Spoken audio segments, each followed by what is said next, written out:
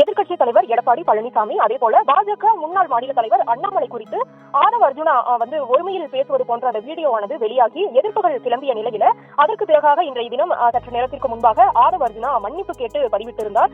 அதனைத் தொடர்ந்து தற்பொழுது ஒரு புதிய தகவல் என்பது கிடைத்திருக்கிறது. அதாவது அந்த மன்னிப்பு கேட்பதற்கு முன்பாக இது குறித்து, அதாவது ஆதவ் அர்ஜுனா இது போன்று பேசியது குறித்து எதிர்க்கட்சித் தலைவர் எடப்பாடி பழனிசாமியிடம் தமிழக வெற்றிக் கழகம் கட்சியினுடைய தலைவர் விஜய் தொலைபேசியில் தொடர்பு கொண்டு அவரிடம், அதாவது இபிஎஸ்ஸிடம் விஜய் தொலைபேசியில் பேசியதாக அந்த தகவல் என்பது கிடைத்திருக்கிறது.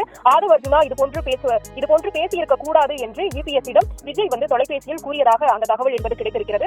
அதற்கு பிறகாக, அதாவது இபிஎஸ்ஸிடம் விஜய் பேசியதற்கு பிறகாக ஆதவ் அர்ஜுனாவிடம் தொடர்பு கொண்டு விஜய் பேசியதாகவும், அப்போது இது போன்று மன்னிப்பு கேட்டு பதிவிட வேண்டும் என்று அவர் உத்தரவிட்டதாகவும், விஜயினுடைய உத்தரவின் பேரிலேயே ஆதவ் அர்ஜுனா இது போன்ற அந்த மன்னிப்பு கேட்டு அந்த பதிவை வெளியிட்டதாகவும் அந்த தகவலாக நமக்கு கிடைத்திருக்கு. வருத்தத்தை தெரிவித்துக் கொள்கிறேன். அதாவது இந்த காணொலியில் வெளியான அந்த வார்த்தைகள் எனது இயல்பை மீறியது என்பதை நான் ஒப்புக்கொள்கிறேன். அதற்காக உண்மையாகவும் நேர்மையாகவும் எனது வருத்தத்தை தெரிவித்துக் கொள்கிறேன் என்று பகிரங்கமாக அதில் மன்னிப்பு கேட்டு அதில் பேசியது உண்மைதான் என்பதை ஒப்புக்கொண்டு அவர் பகிரங்க மன்னிப்பை கேட்டிருந்தார்.